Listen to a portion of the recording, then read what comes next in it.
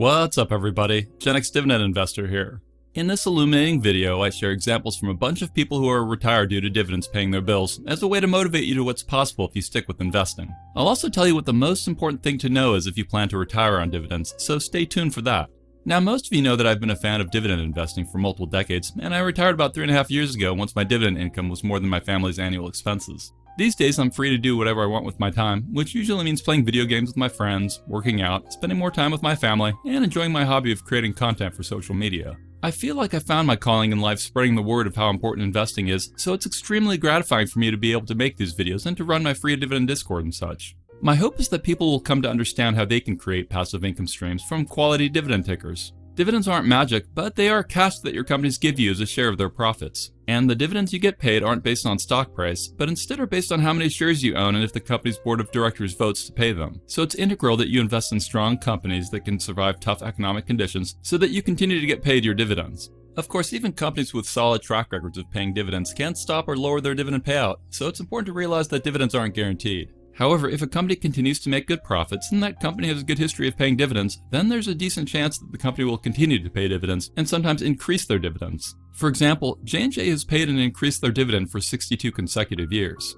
But dividends aren't free money, and they cause the stock to drop by the amount of the dividend to represent the loss or transfer of market value that happens on payout. That being said, quality dividend companies will still often trend up in price over the long run, even with dividends being paid, and dividends really shine when the market is performing poorly. Like, take a look at what could have happened if you'd invested $100K right before the dot-com crash until right after the financial crisis began, so from 1999 until 2008. Let's pretend you invested $100K into JNJ, Amazon, and the overall market. What we see is that both Amazon and the market would have left you underwater after those 10ish years, but your reinvesting JNJ dividends would have pushed you up to almost $172K.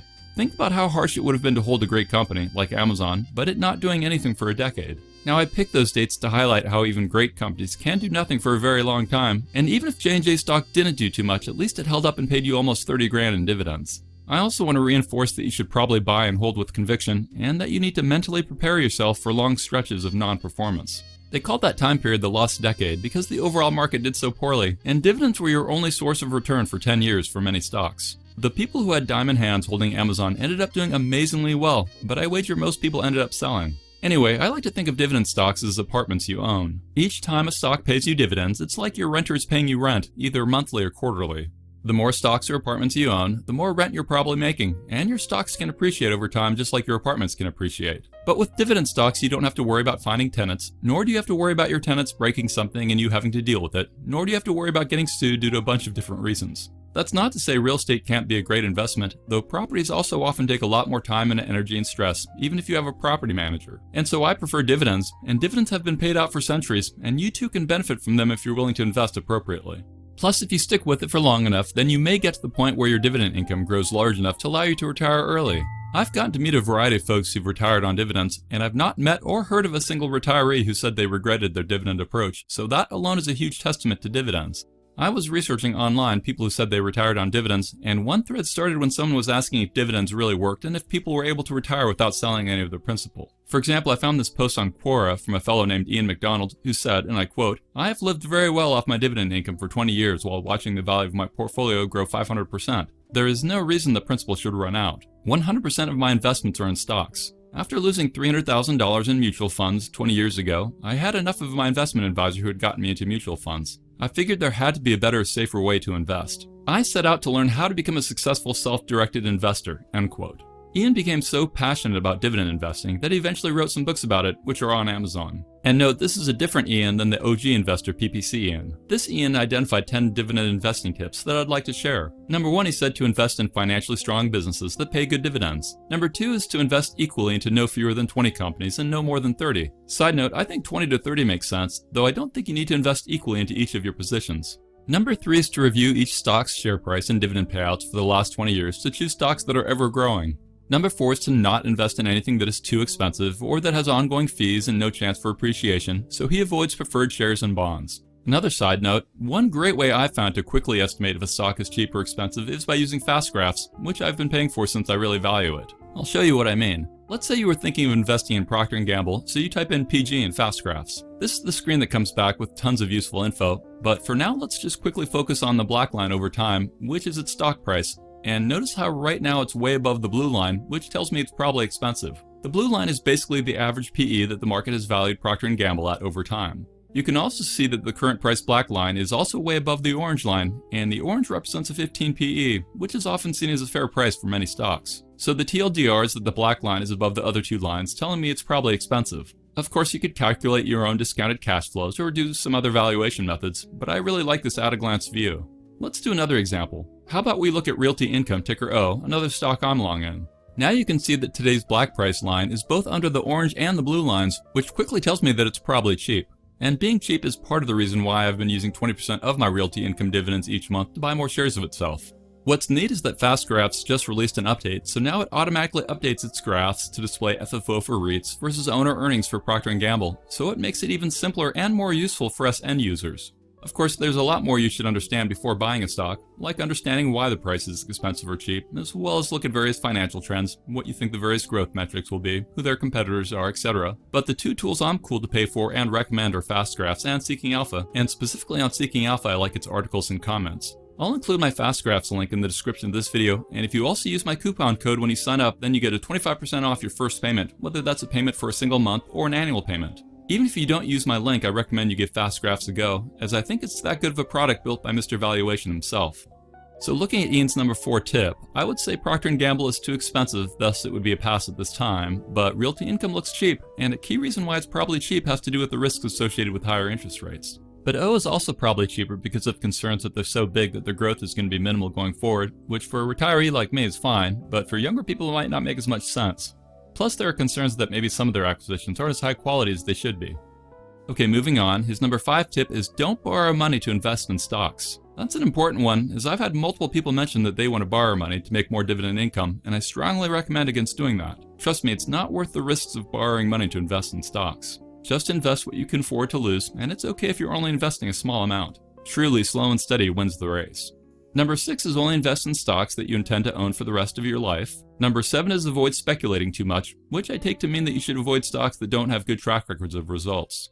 Number 8 is a reminder that when you sell stocks that you might owe income taxes, and I'll add that you may also owe taxes if you own dividend tickers in a taxable account, depending on a variety of factors. Number 9 is listen to investment recommendations, but always thoroughly verify things on your own. And number 10 is that you should manage your own portfolio and know why and what you're invested in. So all good stuff. After Ian, I found someone who's retired due to getting $100,000 of dividends a year, along with $40,000 a year from doing options. This guy said he owns 30 stocks across 10 industries, with his smallest position being worth $50K and his largest worth $250K, so a multi-million-dollar portfolio. He said his TD Bank position pays him almost $9,000 a year. Microsoft pays him about $2,300 a year, etc., and he owns Procter & Gamble, Chevron, Welltower REIT, etc. I noticed that he owned a couple companies that had lowered their dividends, so he's a good reminder that dividends aren't guaranteed. Anyway, this guy said that he feels like he has 30 income streams from his 30 dividend tickers, and he doesn't have to do anything to get that income. He also reinvests some of his dividends so they grow faster, and he's in his early 50s. He talks about how freeing it is to have dividend income coming in and how being retired feels kind of like it did when he was 8 years old and rode his bike to the beach without a care in the world. He also said that when he first retired he felt guilty, like maybe he should be working, but now he just loves it. Plus he said he was broke at 24 years old, and at that time he wished that he had a decent job, but he realized that being broke is just a temporary situation, and feeling poor is just a state of mind. He said that he believes that anyone can do what he's done if they stick with it and work hard. Finally, he mentioned that he had told many of his friends how they could build their finances like he did, but only a few of them have actually gone down his path, and it's working out well for them. His TLDR is that it's all about delayed gratification, and that you gotta put off the easier path today in order to get what you really want for your tomorrow. And if you can do that, then he swears you'll make it. Moving on, I found a guy named Joe who said, I've been living on dividend and interest income for the last 10 years. The money is transferred from my Schwab investment account to my personal checking account every month, just like a salary being paid by an employer. After many years of research, I've settled with a roughly equal mix of Vanguard mutual funds, VWINX, VWELX, and VDIGX. They give me a good combination of quality dividend stock exposure and solid bond returns/income. They are all gold 5-star Morningstar rated and have the best long-term record of returns that I have found. And he talked about how awesome it is to have the freedom to be able to do whatever you want. He said that not worrying about expenses nor fretting about any bills is as wonderful as you'd expect. He closed things off by recommending people start planning and saving for their retirement starting right now. Beyond those guys, I found a bunch of people who were retired and were using dividends along with other income sources. For example, this fella named Steven said that he had 30% of his portfolio in growth and 70% in a diversified dividend portfolio. He said he hasn't sold any stocks and he just lives off dividends, Social Security, and pensions, which total up to $90K a year. Plus, his principal has been growing, and in just 2.5 years, his portfolio went from $850K to $1.1 million. Nice. I also looked on Reddit for people who had retired on dividends, and I found a few other examples I'd like to share. The first is from a guy named Aerobic Gamer who said, "We live quite comfortably on dividends and Social Security. There are people here who advocate selling stocks, but in my opinion, this requires much more skill in stock picking because you have to survive the inevitable bear markets. With a diversified portfolio of quality stocks that have a record of increasing dividends, you're only vulnerable to a complete economic collapse. We have an ever-increasing income stream and a portfolio that still grows because of appreciation, and we reinvest about 10% of our dividends. And we can always sell some if we have to." He continues on saying, "Yesterday I added shares of Pfizer to my existing positions," and note this was a few months ago. "It has been beaten down and currently yields about 5.7%. His largest positions include Pembina Pipeline, Realty Income, J&J, Iron Mountain, WP Carey, Procter & Gamble, Eli Lilly, and BlackRock, amongst others. He said, "Most I've held for many years, adding to positions as opportunity arises, such as Pfizer." And he went on saying that he thinks J&J is at an attractive price for new investors. He continued on talking about J&J, saying that he already has 1,100 shares of it, so he didn't want it to get too large relative to his other positions. And he said J&J's stock price is currently depressed due to the lawsuits, but they're a mammoth company and they'll come through, and no court is going to seriously damage their business. He mentioned he was old enough to remember the J&J Tylenol scare in the 1980s, and he said that he sees these current J&J issues generally as buying opportunities if you have a long-term perspective. And then after him, I found a guy named Pretty Complex who said, "I'm retired, 84 years old. We live off my IBM dividends and some Social Security." He said he's not interested in reinvesting his IBM dividends, but he's getting almost $17,000 a quarter from his 10,000 IBM shares, and he's also making some money doing covered calls. After him was a guy named Admirable Nothing, who said that his portfolio is now all dividend stocks, though he used to also have non-dividend stocks. His portfolio's overall yield is a bit under 6%, and his dividend stocks have been good about increasing their dividends since he moved over into them. He also said he has some Social Security, a small pension, and he has real estate income, but his dividends are an important part of his retirement income. His plans are to leave his dividend stocks to his kids someday. Awesome. And then I found this guy named Me Seeks Look at Me, who said that he lives off dividends and that dividend investing is a psychological benefit to him. So basically I think he means dividends are nice because he doesn't have to worry or stress about having to sell stocks in order to get income. He goes on to say that even if his portfolio drops in value, his dividend income tends to stay the same or more likely rise. He said he worries less with dividend stocks and he doesn't think about getting out of the market. Then after him is Homer K. Simpson, who said that he makes around $100,000 of dividends annually and he hasn't sold shares in the past 3 years. His portfolio is up around $500,000 and he has no plans to sell anything other than maybe for taxes. Then I found Daryl, who said that he lives off dividends, and he mentioned IBM, Altria, Philip Morris, Mondelez, Kraft Heinz, and AT&T. After him is Administrative Bank 86, who said he's 63 and he lives off Social Security and dividends. He doesn't need to sell anything until his retirement RMDs kick in, and at that point he'll take those proceeds and build up his taxable account. After Administrative Bank, I found someone named CBC Sucks, who talked about how his friend now lives very comfortably off dividend income. And then I found Silly Resist, who said, "For the past 13 years, my wife and I have been living off income from investments. We've sold 0 investments to pay our expenses. We live well enough on a low 6-figure income in the Midwest while spending winters in Florida. Meanwhile, our investments have grown an average of 8% per year, and I don't expect to ever have to touch the principal.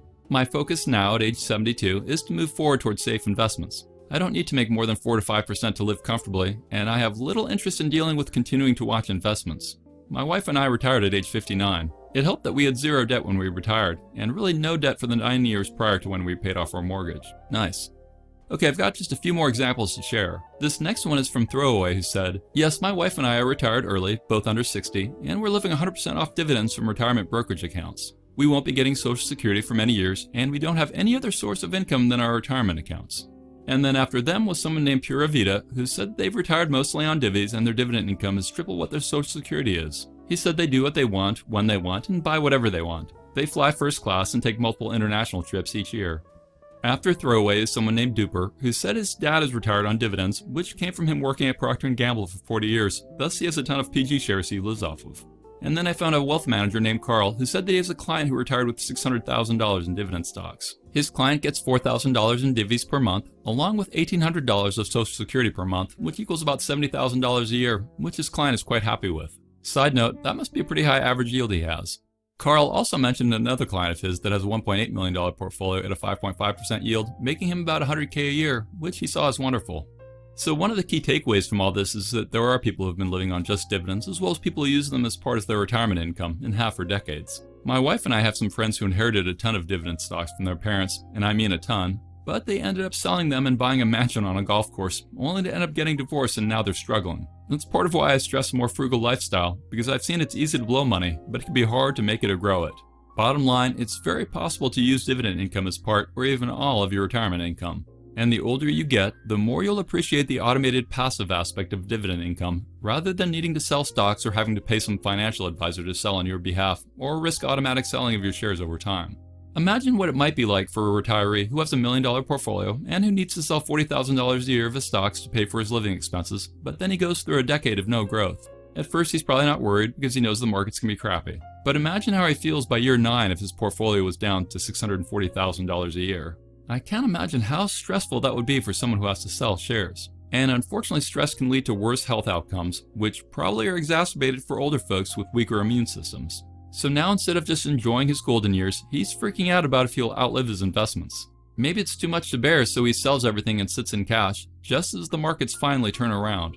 That's part of why I value good dividend stocks so much, because I know how much they can help you not just financially, but also psychologically, especially during rough times when you need it the most. And yet some people will dismiss the psychological benefits and say that focusing on dividends is just for weak-minded investors that can't overcome their own biases and behaviors. My response is that I'm happy with my strategy, which gives me a portfolio that tends to grow, along with income that tends to outpace inflation, all of which both lowers my stress and gives me more time to do what I want.